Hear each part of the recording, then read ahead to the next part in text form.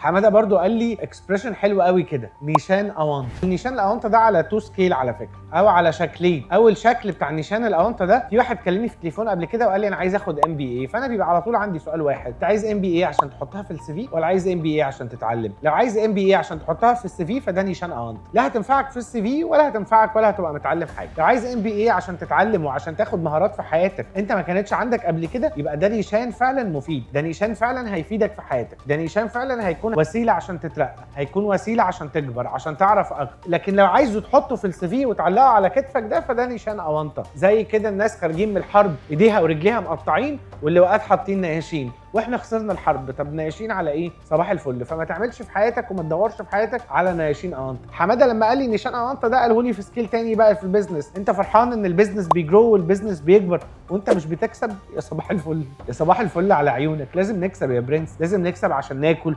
ونشرب ونجرانتي ان البيزنس لما يحصل له مشكله وهو بيكبر احنا هنبقى جامدين ونعرف نسد. ففكنا من نياشين الاونطه بقى وخلينا في النياشين الحقيقيه. لو الMBA دي هدفها ان انا اقول انا معايا MBA انت معكش ولا حاجه، لكن لو هدفها انك تتعلم فانت معاك كل حاجه.